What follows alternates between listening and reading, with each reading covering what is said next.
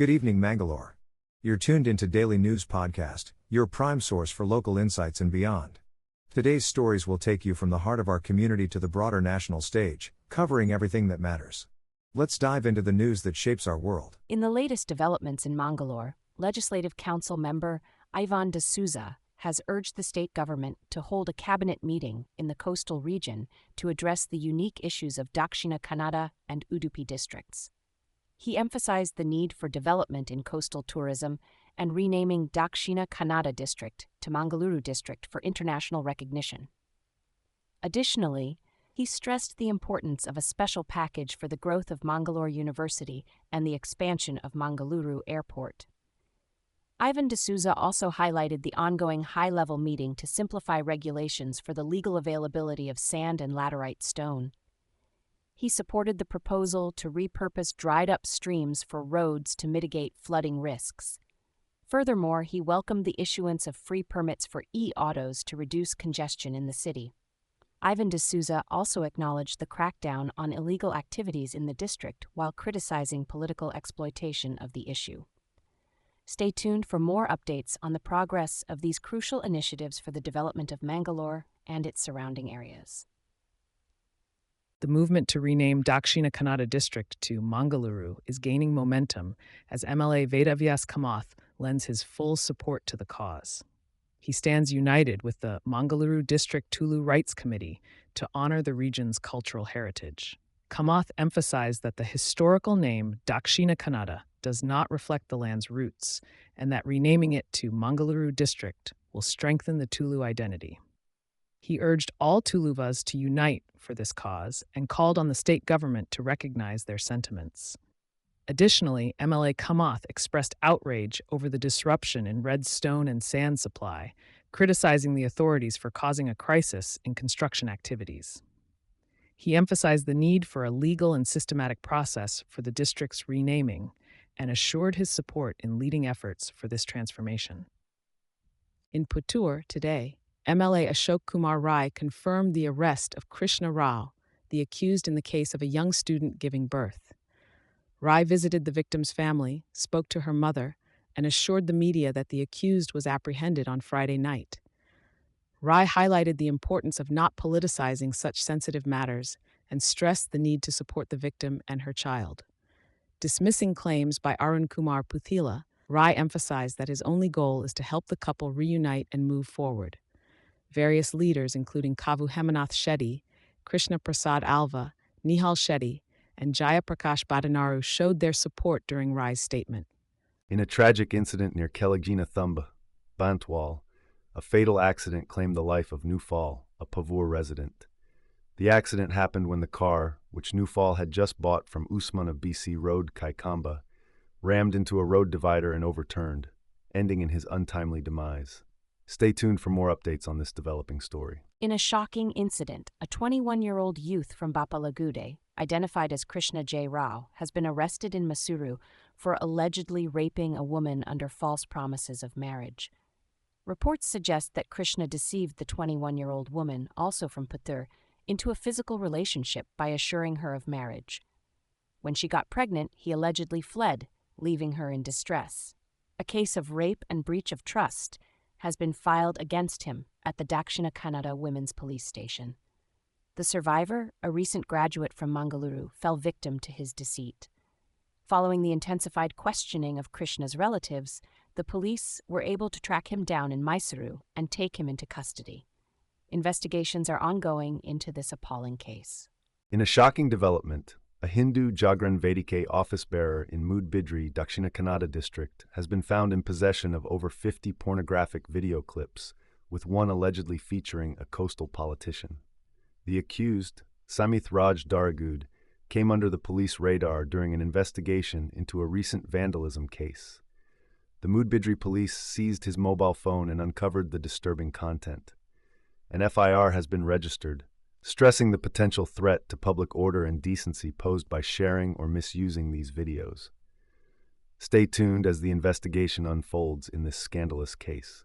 In a tragic incident near Sonanjari, a young doctor named Shamant from Kalagundi has lost his life after sustaining serious injuries in a recent accident involving a KSRTC bus and a bike.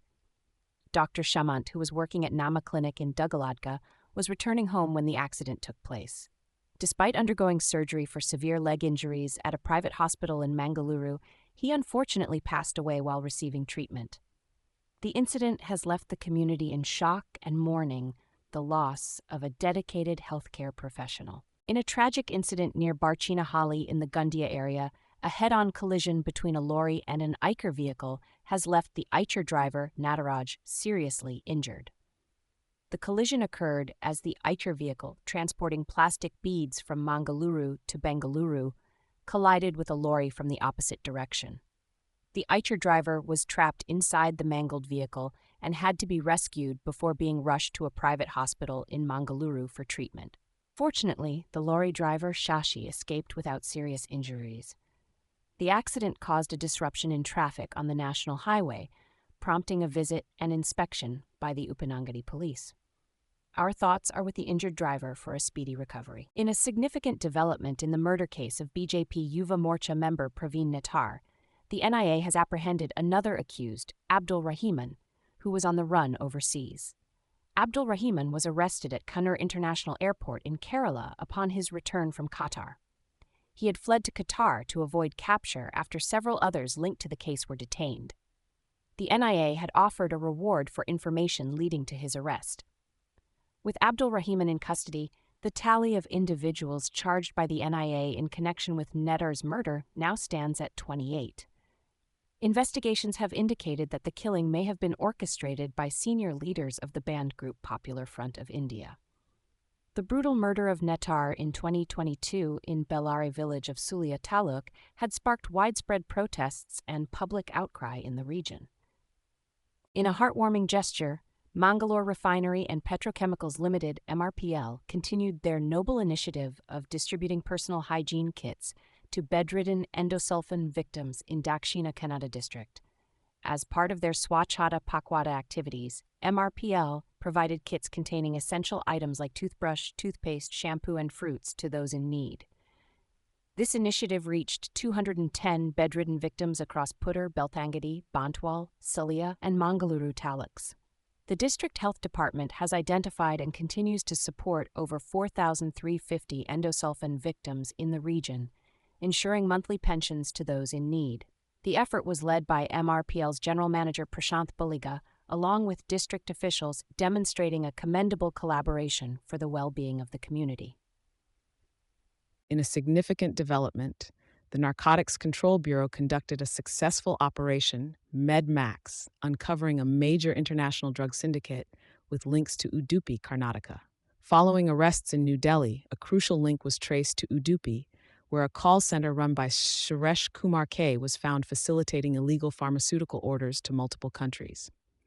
The call center operated covertly, managing international shipments and payments through cryptocurrency to avoid detection. The police clarified that Udupi was not involved in drug manufacturing or distribution, and staff at the call center were reportedly unaware of the illicit activities. This operation highlights the global reach of drug syndicates and the importance of international cooperation in combating illegal drug trafficking. In a significant development, Shivamoga MP by Raghavendra announced that the Union Transport Minister Nitin Gadkari will inaugurate the new cable-stayed bridge connecting Ambaragadlu Kalasavali in Sagar Taluk on July 14th. The bridge, costing Rs 473 crore and spanning 2.4 kilometers, is set to be named Sigandur Sri Chaudeshwari Bridge to honor the deity and its connection to the pilgrimage center in Karnataka. MP Raghavendra highlighted the efforts of all parties in the bridge's construction, with special mention of former Chief Minister B.S. Yediyurappa's significant contribution. Union Minister Pralhad Joshi is also expected to attend the inauguration ceremony, with the final phase of the load test underway. Stay tuned for updates on this milestone event. In distressing news, 3 Indian citizens, including 28-year-old P. Venkataraman from Ganjam, have been abducted by an al-Qaeda-linked terrorist group in Mali. The incident took place during an attack on the diamond cement factory where Mr. Venkataraman was working. The Ministry of External Affairs has strongly condemned the act and is urging Malian authorities to ensure the safe release of the kidnapped individuals. While the identities of the other 2 Indians remain undisclosed, Mr. Venkataraman's family is anxious for his safe return. Stay tuned as we follow this developing story closely.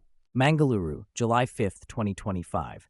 In a significant development, Nehal Modi, the younger brother of fugitive diamond merchant Nirav Modi, has been arrested in the United States upon the extradition requests from the Enforcement Directorate and the CBI. Nehal Modi, aged 46, has been accused in the alleged Rs 13,000 crore fraud case involving the Punjab National Bank, which is considered one of the largest such frauds.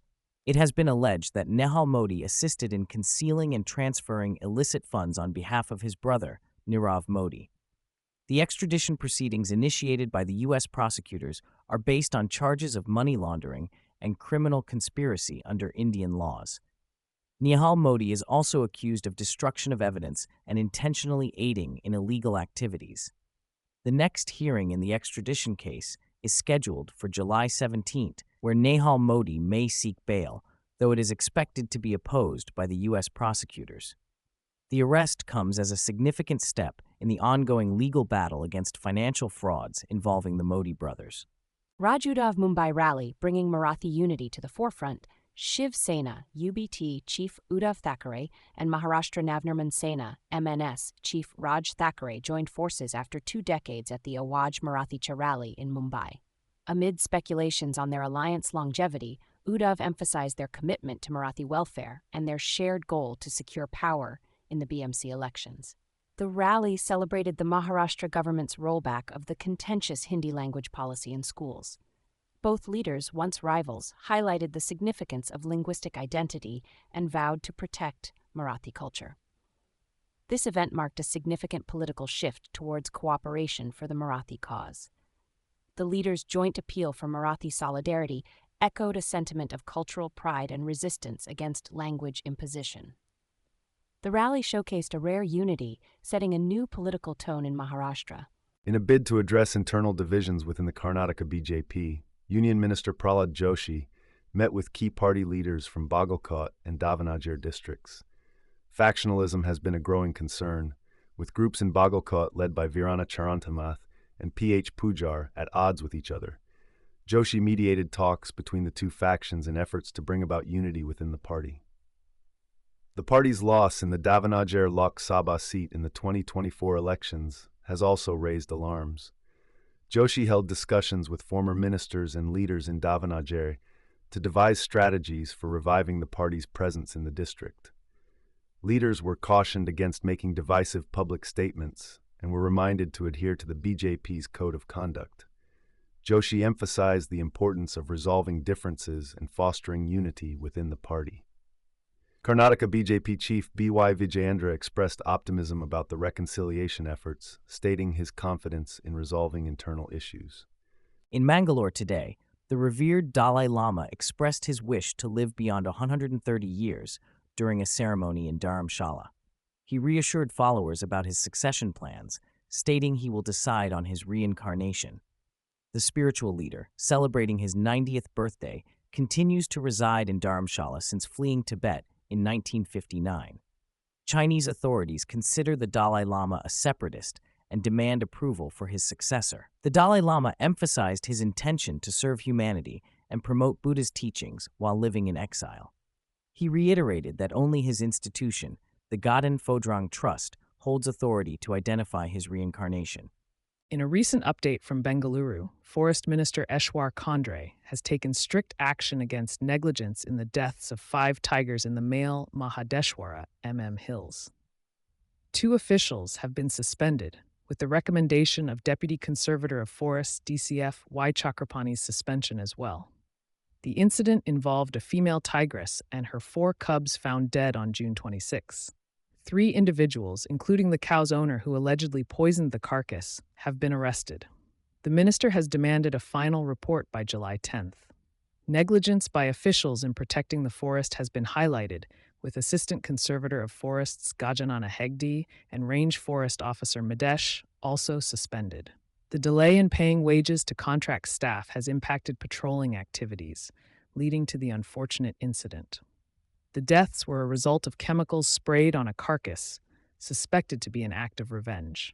The minister's office has stressed the need for accountability and swift action to prevent such tragedies. Indigo, India's leading airline, has launched its first direct long-haul service connecting Mumbai and Manchester, United Kingdom. This new route aims to enhance connectivity between two major economic hubs and strengthen ties between India and the UK. The service will operate 3 times a week, offering passengers comfort and choice on Indigo's Boeing 787-9 Dreamliner aircraft. Passengers can enjoy specially curated complimentary hot meals and beverages, showcasing authentic Indian flavors. The airline's commitment to excellence is further highlighted through its unique onboard offerings, including welcome drinks, traditional Indian and international meals, and sustainable amenities. Indigo's expansion into global markets reflects its ambition to become a key player in the aviation industry and contribute to India's emergence as a global aviation hub. Mangalore Today brings you the latest updates on the recent revelations made by Deputy Chief of Army Staff Lieutenant General Rahul R. Singh regarding Operation Sindoor. India faced a triple threat from Pakistan, China, and Turkey during the conflict in the Western Front. Lt. Gen. Singh highlighted China's extensive support to Pakistan, with 81% of its military hardware being of Chinese origin. China used the conflict as a testing ground for its weapons and provided real-time surveillance to Pakistan. Additionally, Turkey played a significant role by supplying drones during the war. The deputy chief emphasized the importance of enhancing India's C4ISR capabilities and preparing for potential threats to population centers in future conflicts. Stay tuned to Mangalore Today for more updates on this evolving situation. In a recent development, the Karnataka High Court ordered the police not to initiate any coercive action against BJP MLC N. Ravi Kumar for his controversial remarks against State Chief Secretary Shalini Rajneesh. The court granted interim protection to Ravi Kumar until his plea to dismiss the case is heard next week. Ravi Kumar faced criticism for allegedly making inappropriate comments towards the Chief Secretary during a demonstration. Denying any wrongdoing, he clarified that his statements were taken out of context. However, the state public prosecutor opposed the relief, citing concerns from female IAS officers. This is not the first time Ravi Kumar has landed in hot water for his remarks, with a previous incident involving derogatory comments against another government official. The case highlights the delicate balance between freedom of speech and accountability, stirring political tensions in the state. As we conclude today's broadcast, we extend our heartfelt thanks for your viewership. For more on the stories we've shared and beyond, our website mangaloretoday.com awaits your visit. Don't forget to subscribe for all the latest news. Thank you, and good night.